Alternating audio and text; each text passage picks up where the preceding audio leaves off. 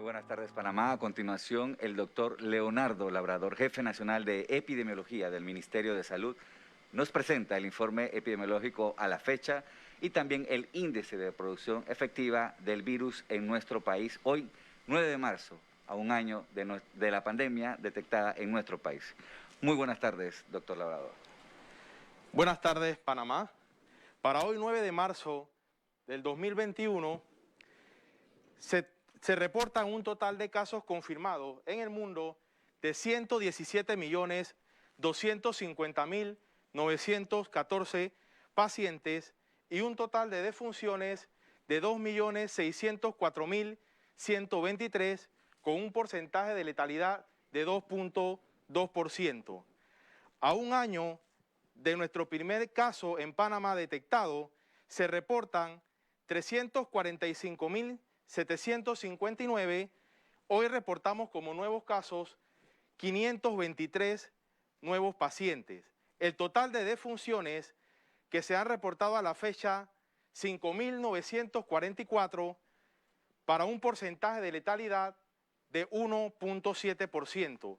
Hoy reportamos en las últimas 24 horas 9 nuevas defunciones y una defunción correspondiente a fechas anteriores a las últimas 24 horas.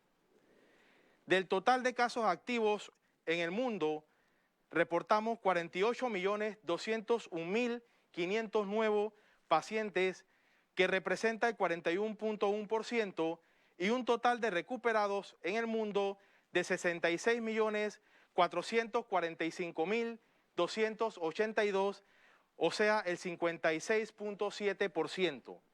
En nuestro país, a la fecha, mantenemos un total de 6.810 casos activos, representando el 2%, y un total de pacientes recuperados desde la primera fecha de inicio, 333.005 pacientes, y hoy reportamos como nuevos recuperados 786 pacientes.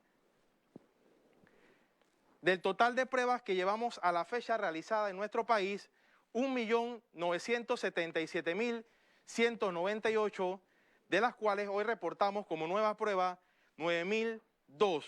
El porcentaje de positividad, la tendencia a la baja, 5.8% para el día de hoy.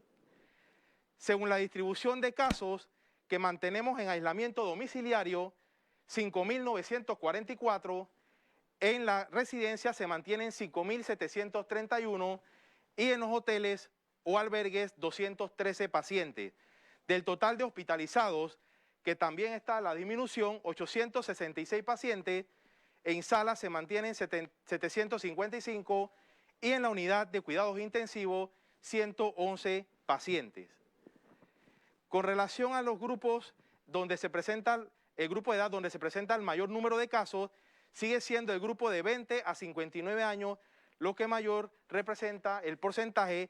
Sin embargo, el porcentaje de fallecimientos se presenta en los grupos de 60 años y más por los factores de riesgo conocidos de antemano. Para el día de hoy, los corregimientos que presentan más casos en la República de Panamá: David con 18 casos, Rodolfo Aguilar Delgado con 14 casos, al igual que el Guabo, Changuinola 12 casos, Bajo Boquete 11 casos, Barrio Colón con 10 casos. De ahí, con menos de 10 casos, El Empalme, Barrio Balboa, Bocas del Toro, La Concepción, Arraiján, Bahía Azul, Juan Demóstenes, Arosemena, San Francisco de Panamá, Chilibre, David Este, Juan Díaz en Panamá, Playa Leona y Las Tablas de Bocas del Toro. La curva epidémica, que representa todo lo que ha evolucionado desde el día 1 con el caso índice, ese 9 de marzo del 2020, vemos la evolución que ha llevado para un aumento ligero, una tendencia lineal en ese momento para los meses de junio y julio. Sin embargo, vemos en la segunda ola que se presentan con mayor incidencia de casos de manera exponencial para los meses de noviembre y diciembre. Sin embargo, con todas las medidas que se han implementado a través de los diferentes tiempos, y para la primera semana del mes de enero, con la cuarentena específicamente determinada en la provincia de Panamá y Panamá Oeste, vemos la disminución de casos drásticamente hasta un 87%, lo que ya nos mantenemos para esta semana epidemiológica número 9 con una tendencia a la estabilización de los casos o lo que llamamos como meseta. Si lo vemos por semana epidemiológica, esta disminución que ha habido exponencial desde la semana número 1 del año 2021 para esta semana número 9 representa un total de nuevos casos de 4.032, lo que significa una disminución del 87% con relación a esa semana epidemiológica número 1. Si vemos a lo largo del tiempo la incidencia de casos por grupo de edad y sexo, vemos que es el grupo masculino quien mayor presenta la incidencia de casos y es el grupo de 20 a 39 años lo que representa el mayor número de casos. De ahí el de 80 años y más y en ese orden el de 40 a 59 años. Si vemos la distribución porcentual, es el grupo de 25 a 29 años y de 30 a 34 años los que mayor incidencia de casos presentan y de igual manera en ambos sexos, masculino y femenino, pero como vemos a lo largo de todo el grupo etario se presentan la incidencia de casos principalmente en el grupo productivamente activo. Con relación a las pruebas, vemos cómo desde el inicio de la pandemia hemos aumentado el número de pruebas, sin embargo la estabilización de la positividad, o sea los pacientes positivos con relación al número de pruebas, luego de la primera semana del mes de enero, venimos con la tendencia a la baja, inclusive hasta tener el porcentaje de positividad más bajo de la pandemia de 5.2%. Lo podemos ver semana tras semana, como en la semana número 9 mantenemos el número de pruebas por arriba de los 50.000, para esta semana 55.727 pruebas y el porcentaje de positividad promedio en 7.7% con la tendencia a la disminución luego de todas las medidas que presentamos desde el mes de enero.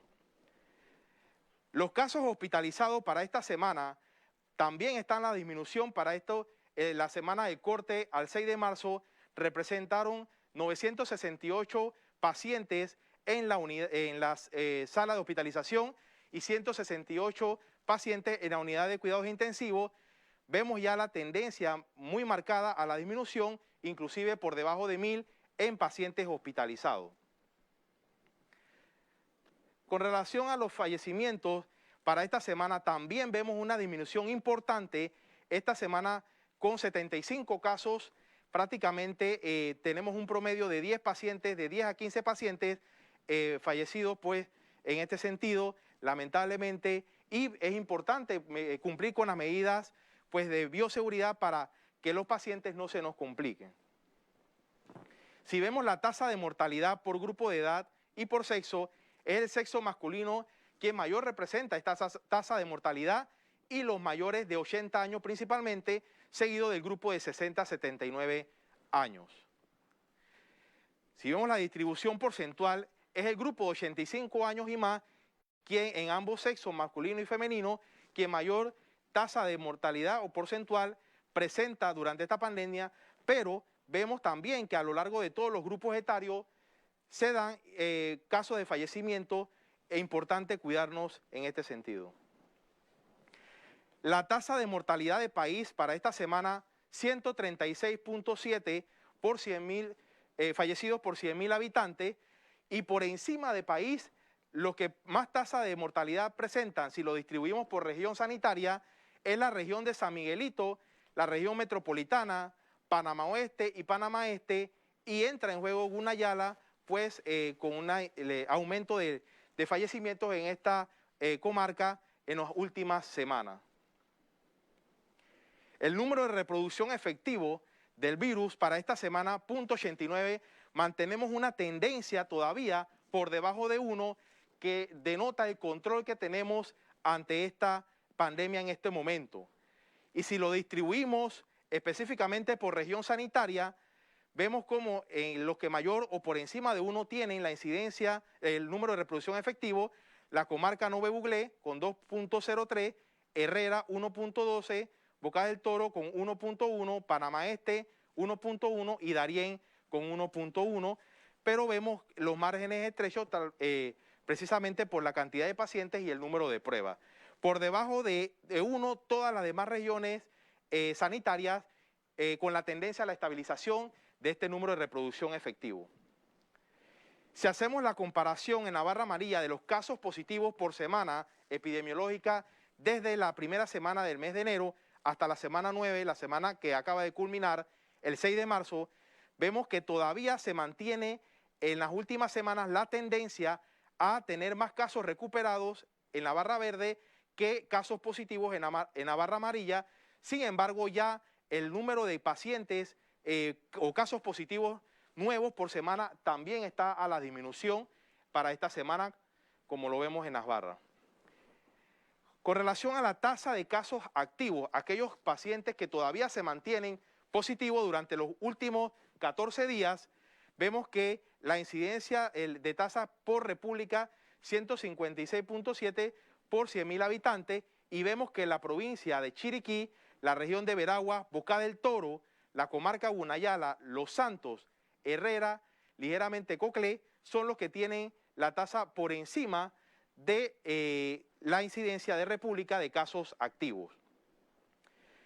Importante la comparación de dos periodos de incubación de la semana pasada, de 14 al 27, con esta semana, del 21 hasta el 6 de marzo.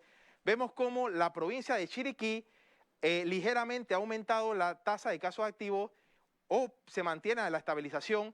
Veraguas con un ligero aumento, al igual que la región de Bocas del Toro y la región de Panamá Este, al igual que la comarca Nove, con ligero aumento o tendencia al aumento entre un periodo de incubación y el otro.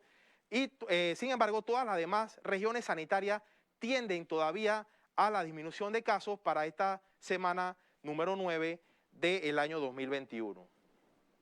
Si vemos el mapa, comparándolo con la semana anterior, vemos aquí cómo la comarca Gunayala disminuyó significativamente toda su incidencia de casos activos, pues precisamente por las medidas que se tomaron desde el cerco sanitario en esta región. De igual manera vemos también una disminución importante en áreas como la región metropolitana, en Panamá Este, inclusive con incidencia menor a 87 por 100.000 habitantes, una incidencia baja en una región tan importante que en algún momento produjo más del 50% de los casos activos.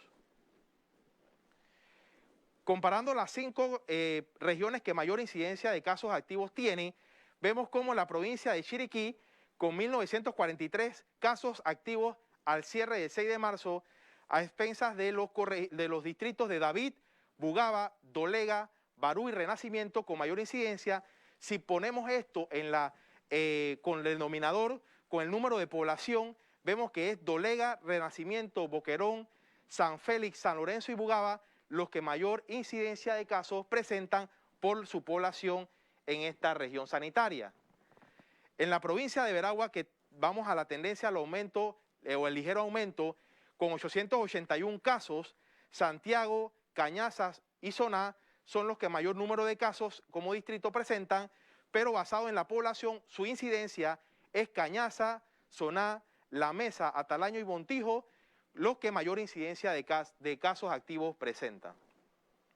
En la provincia de Boca del Toro, el distrito de Changuinola, con 397 casos, prácticamente la mitad de casos activos en este distrito, y es, comparado con su población, Chiriquí Grande y Changuinola los que mayor incidencia de casos presentan por encima de la provincia. La comarca Gunayala, con 134 casos, y mantiene una disminución importante de sus casos activos por todas las medidas que se han implementado en esta comarca. Nargana, precisamente en la región de Ticantiquí, la que presenta la mayor número de casos, con 126, y es allí donde hay mayor incidencia de casos respectivamente. En la provincia de Los Santos, que también viene a la disminución como quinta posición de casos activos, con 169 casos para esta semana, a expensas de los corregimientos del distrito de Los Santos y Las Tablas, comparado con su población, Pocrí y Los Santos, al igual que Tonosí, son los que mayor incidencia de casos presentan por encima de la provincia. Seguimos con la vigilancia activa epidemiológica a través de nuestro aeropuerto internacional. Para esta semana se reportan casi 15.484 viajeros y una captación de casos positivos de 35 pacientes, los cuales son puestos pues en aislamiento y cuarentena respectivamente. Vemos cómo Panamá se posiciona en tercer lugar luego de Chile y Estados Unidos, casi llegando al 3% como uno de los países que con relación a la vacuna presenta una administración pues efectiva en América. Los equipos de trazabilidad y equipos de respuesta rápida que no descansan aún teniendo el control, y es lo que nos permite manejar esta situación, vemos en este sentido cómo estamos a la estabilización de los casos en este momento a un año de la pandemia. No podemos bajar la guardia. Gracias, doctor Labrador. A continuación, el ministro de Salud, Luis Francisco Sucre, y la viceministra Ivette Berrío darán nuevos anuncios en función al manejo de la pandemia y la estrategia de vacunación en nuestro país. Muy buenas noches, señor ministro. El país lo escucha. Muchas gracias, profesor Aris. Muy buenas tardes, Panamá, de parte del Gobierno Nacional. Hoy, 9 de marzo, hace exactamente un año, Panamá le anunciaba al mundo su primer caso de COVID-19. Desde entonces, para este país, nada ha sido igual. Y hemos pasado por situaciones muy difíciles. Las más de 5,000 vidas que ha cobrado en Panamá este mortal virus nos deben hacer reflexionar que hoy la esperanza del país está puesta en la estrategia continua de vacunación que lleva adelante el Gobierno Nacional. Desde el pasado mes de enero, cuando iniciamos con mucho ánimo el proceso de vacunación contra el COVID-19, una estrategia que ha colocado a Panamá como el tercer país con mayor número de personas vacunadas en la región, tal y como lo acaba de anunciar el doctor Labrador y nuestro equipo de epidemiología. Más que de orgullo, esto nos hace mantener el compromiso de lograr la inmunización de la mayoría de nuestro país, y por ello queremos públicamente felicitar a todo el pueblo panameño que está acudiendo a los diferentes centros de vacunación, conscientes de la importancia de vacunarse contra este enemigo silencioso que tantas vidas nos ha quitado. No podemos pasar por alto la extraordinaria labor de las 2.400 enfermeras, de los 1.500 técnicos y todo el equipo interinstitucional y la sociedad civil que apoya este proceso de vacunación en todo el país. Nunca está de más agradecer la entrega y abnegación que durante este año han tenido los profesionales de la salud, quienes han dado su tiempo, conocimiento y en muchos casos hasta su vida por salvar la vida de miles de pacientes. Hoy nos hacemos acompañar por el doctor Eduardo Ortega, quien nos dará información con respecto al intervalo de vacunación y a la vacunación de personas recuperadas del COVID-19. Doctor Eduardo Ortega, por favor. Gracias, señor ministro. La idea que tenemos es compartir un poco la evidencia científica que sustenta la toma de decisiones en relación a la vacunación de personas recuperadas de COVID-19 y el intervalo de vacunación. Si me da la primera diapositiva, por favor. Aquí en esta diapositiva, y vamos a hablar un poquito de la evidencia, yo creo que a estas alturas, después de un año de COVID-19 en Panamá, podemos discutir este tipo de información con la población. En esta gráfica lo que vemos en el lado izquierdo de la diapositiva son una serie de círculos de color. En este caso los círculos son de color naranja. Más a la derecha tenemos unos diamantes de color azul claro y a la derecha tenemos triángulos oscuros. Estos son 3 grupos de personas, son médicos que tuvieron COVID-19. En el lado izquierdo son personas que no estaban enfermos, que no tuvieron COVID-19, pero los diamantes y los triángulos son médicos que tuvieron COVID-19 que recibieron una sola dosis de la vacuna. Cuando nos vamos a la tercera columna de los círculos, los diamantes o los triángulos, lo que vemos es que aquellas personas que tuvieron COVID-19 y que recibieron una sola dosis de la vacuna están muy por arriba, los diamantes y los triángulos, a los círculos de color naranja. De hecho, en el lado izquierdo de la diapositiva, lo que se concluye es que aquellas personas, médicos recuperados de COVID-19 que recibieron una dosis de la vacuna, tienen 30 veces más títulos de anticuerpos que aquellas personas que no habían tenido COVID-19. En el lado derecho de la diapositiva tenemos la misma información, pero estamos presentando anticuerpos neutralizantes, que son los anticuerpos más importantes, que son los que bloquean al virus. Si nosotros nos vamos a la segunda serie de círculos naranjas, diamantes celestes o triángulos de color negro, los círculos son las personas que no tuvieron COVID-19, que recibieron una dosis de la vacuna. Los diamantes y los triángulos son personas que se recuperaron de COVID-19, que recibieron una dosis de la vacuna, y podemos ver que los títulos de anticuerpos neutralizantes de las personas recuperadas eran 300 veces superior a aquellas personas que no tuvieron COVID-19, sustentando que una dosis de la vacuna en aquellos recuperados es suficiente para proteger a estas personas. Si vamos a la siguiente diapositiva, es una información parecida. En este caso, todos habían tenido COVID-19, unos habían producido anticuerpos y otros no. Los círculos azules son aquellas personas que no habían producido anticuerpos. Si nos vamos a la primera parte de los círculos del lado izquierdo, y los círculos de color naranja, personas que habían producido anticuerpos, se habían enfermado con COVID-19 antes de recibir una dosis de la vacuna. Si nos vamos de izquierda a derecha, vemos cómo después de una dosis de la vacuna comienzan los círculos azules a incrementarse, igual que los círculos naranja. Si nos vamos a las 2 últimas columnas que tenemos, en la que dice 21 a 24, son personas que habían recibido una dosis de la vacuna, y ahí vemos que los círculos azules y naranjas están muy cerca uno del otro, y en la última serie de columnas, personas después de una segunda dosis de la vacuna de COVID-19. ¿Qué podemos nosotros concluir aquí? Que las personas que recibieron una sola dosis, la penúltima serie de círculos, y las personas que recibieron 2 dosis de la vacuna, tienen títulos iguales de anticuerpos. Esto indica que no es necesaria la segunda dosis para producir anticuerpos posterior a las personas que se recuperaron de COVID-19.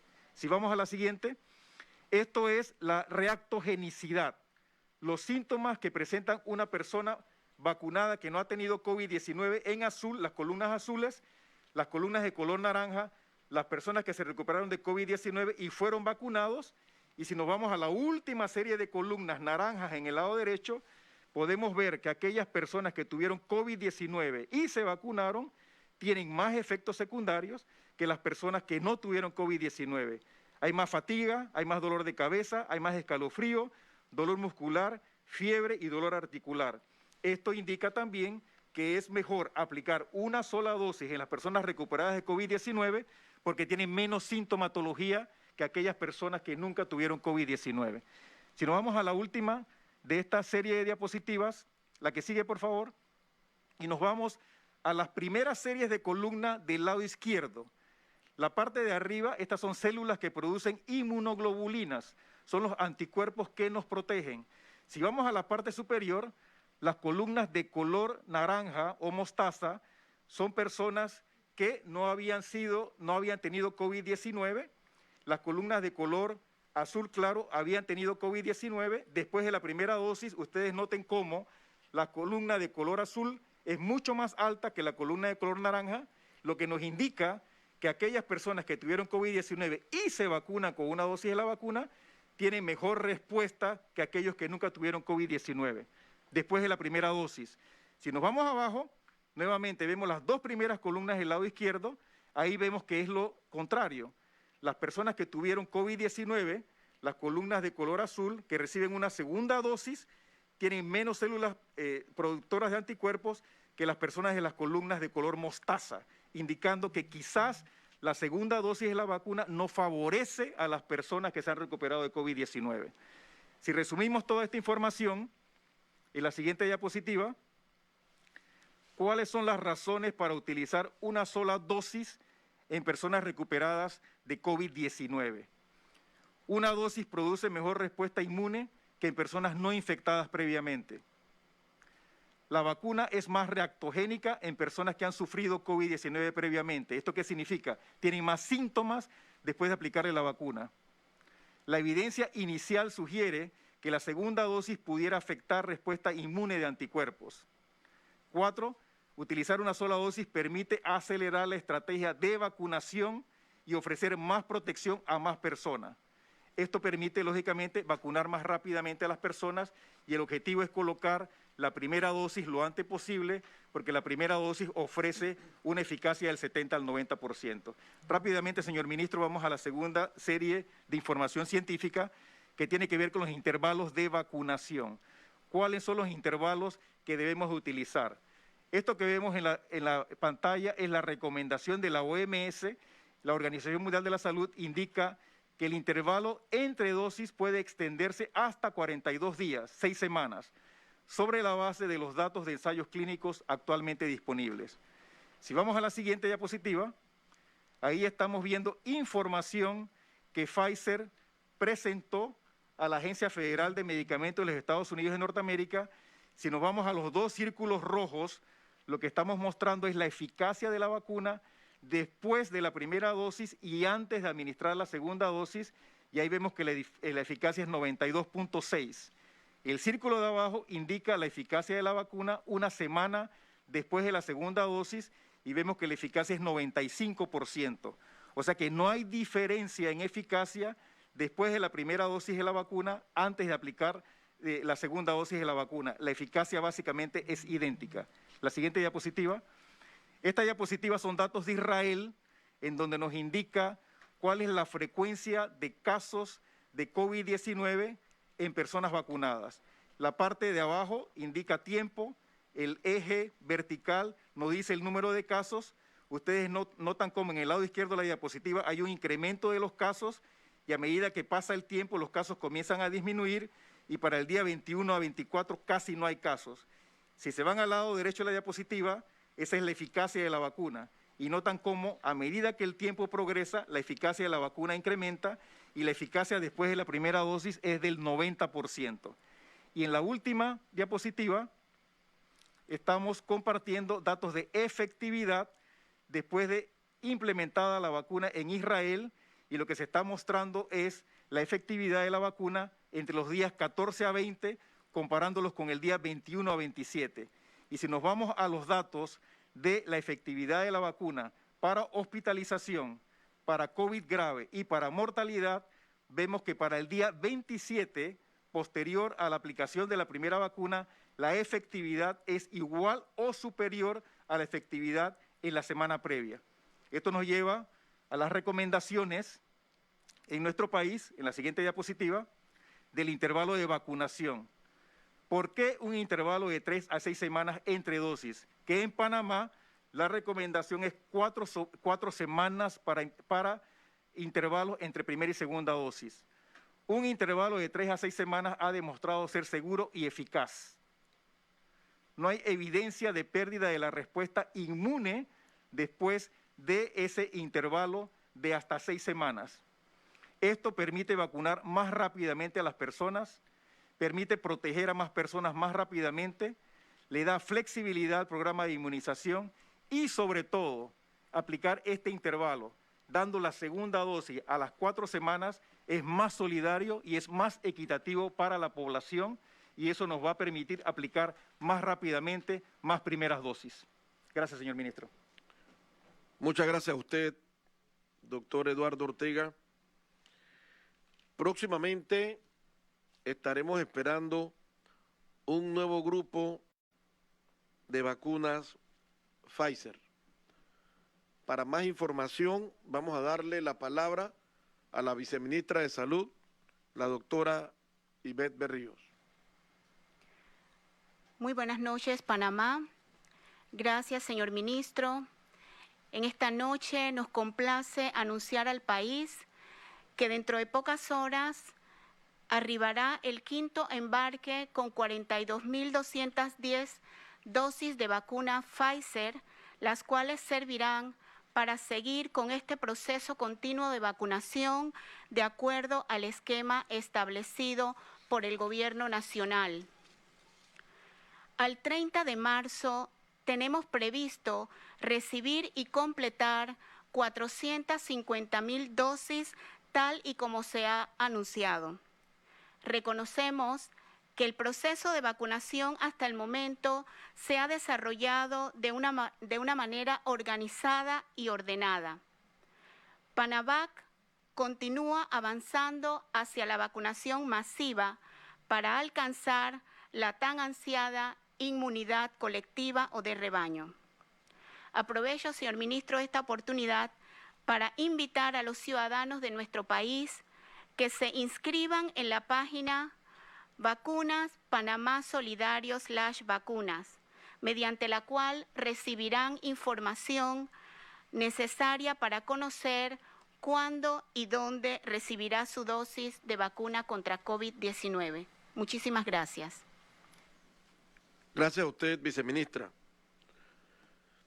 Precisamente y con gran éxito, hemos logrado vacunar a los adultos mayores en el distrito de San Miguelito y también logramos implementar, gracias a una iniciativa de la primera dama, la honorable señora Yasmín Colón de Cortizo, un auto rápido en el Parque Omar para las personas con discapacidad. Hoy, desde muy temprano, en los 14 puntos habilitados en el circuito 88, se inició con un gran éxito el proceso de vacunación de los adultos mayores de 60 años. Una meta que nos hemos impuesto cumplir a cabalidad. Quiero recordar que las personas podrán verificar el lugar, hora y día que le corresponde aplicarse las dosis visitando la página www.panamasolidario.gov.pa/vacunas o a través de la línea telefónica 177. De mantenerse las entregas de vacunas todas las semanas, el gobierno nacional podrá avanzar mucho más rápidamente con el proceso de vacunación en los circuitos 810 y 87. Quiero enfatizar que aunque el proceso de vacunación marcha a buen ritmo, es importante no olvidar que todos debemos preservar las medidas de autocuidado, como el uso correcto de las mascarillas, reforzado con la careta facial, lavados frecuentes de manos, el uso de gel y alcohol, al igual que respetar el distanciamiento físico, se hace imperante en todas las fases de la pandemia.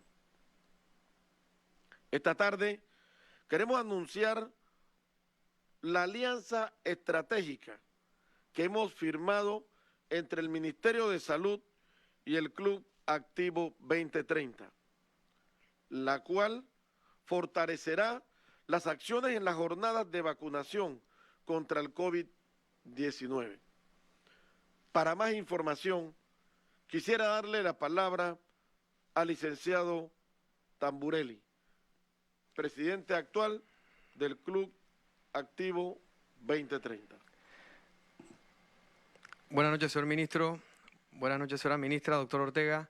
Hoy el Club Activo 2030 de Panamá y el Ministerio de Salud hemos logrado un acuerdo de cooperación trascendental para el proceso exitoso de vacunación que emprende el Gobierno Nacional.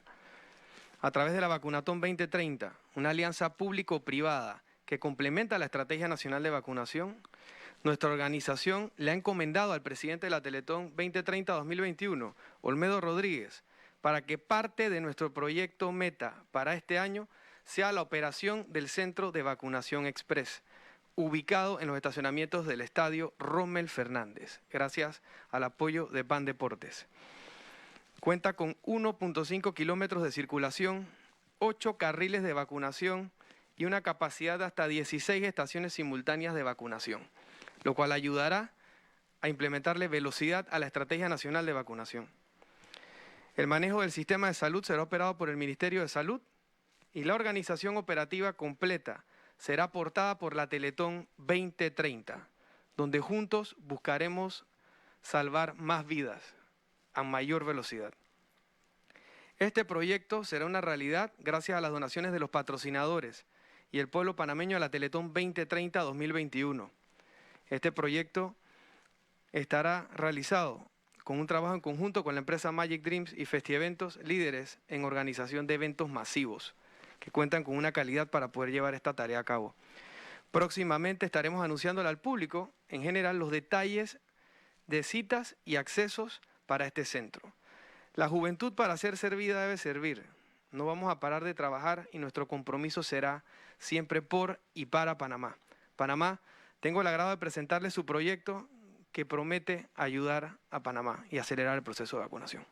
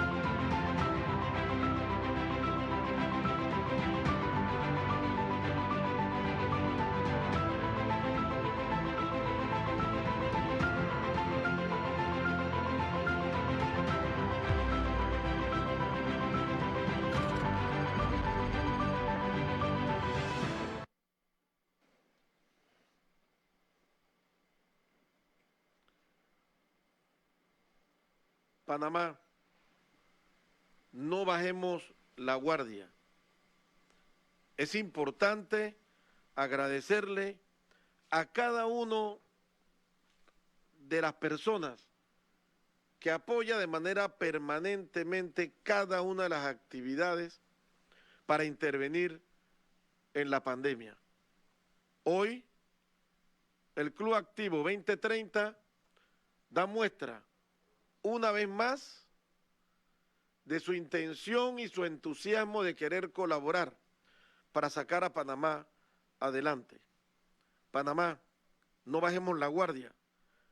Esta lucha es de todos y solo podremos vencer este mortal enemigo que tantas vidas ha cobrado desde hace exactamente un año, siempre y cuando entendamos todos, como país, que somos un solo equipo. Muchas gracias a todos y que Dios los bendiga. Luego de estos importantes anuncios, damos por concluida esta transmisión. A todos, muy buenas noches y muchas gracias.